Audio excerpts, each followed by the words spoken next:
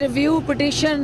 دائر کرنے کا فیصلہ کیا ہے۔ یہ ریویو پٹیشن جو ہے الٹیمیٹلی ہائر پبلک انٹرسٹ میں کی جا رہی ہے، اور پارلیمنٹ کا جو آپشن تھا حکومت کے پاس اس ریویو پٹیشن کو فائل کرنے کے بعد بھی ہمارا وہ آپشن جو ہے وہ موجود ہے اور وہ ختم نہیں ہوتا، اور اس حوالے سے لا منسٹر اور اٹارنی جنرل آف پاکستان جو ہے وہ تفصیل سے بات کریں گے۔ آج ایک اور فیصلہ آیا ہے جو تفصیلی فیصلہ رانا ثناء اللہ کے کیس میں آیا ہے۔ اس فیصلے میں جو چیزیں سامنے آئی ہیں، کیونکہ وہ بھی متعلقہ وزیر جو ہیں اس فیصلے کو تفصیل سے جو سپریم کورٹ میں ANF اپیل کرنے جا رہی ہے، اس تفصیلی فیصلے کے ساتھ جڑے کچھ حقائق ہیں جو میڈیا کے نظر سے گزارنا ضروری ہے، اور یہ میڈیا اس کو پوائنٹ آؤٹ کر رہا ہے، اور کل سے مسلسل اس کیس کے حوالے سے تصویر کا ایک رخ دکھایا جا رہا ہے، اور میڈیا میں ملزم کا ٹرائل نہیں، وہاں ANF کا ٹرائل جو ہو رہا ہے۔ تو ANF چونکہ آپ کا ایک قومی ادارہ ہے، ایک ایسا ادارہ جس کو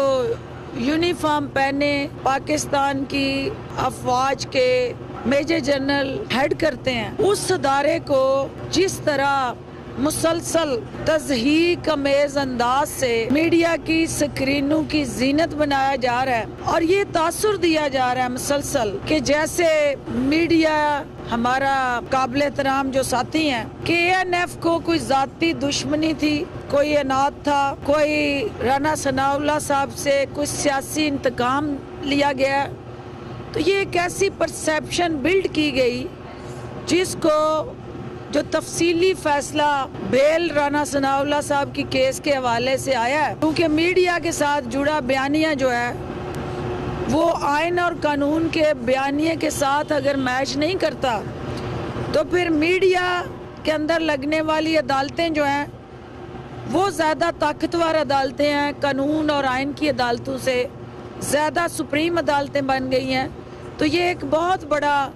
سوالیہ نشان ہے۔ آپ کہتے ہیں کہ 20 کلو ہیروئن ان سے برآمد ہوئی، تو آپ نے 15 گرام کا صرف سیمپل بھیجا،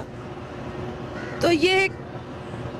آپ کو بھی پتہ ہے کہ کامن سینس ہے کہ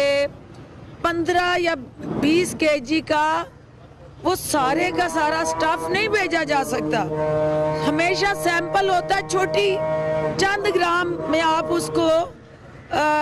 ویریفائی کرا رہے ہوتے ہیں کہ یہ حقیقت ہے یا جو ہم کہہ رہے ہیں وہ ہے یا نہیں ہے، تو اس طرح ایک ابہام پیدا کیا جا رہا ہے۔ میں آج گزارش کروں گی میڈیا کے اپنے ساتھیوں سے کہ ANF آپ کا قومی ادارہ ہے، ANF کو سیاست زدہ نہ کرے، اور ANF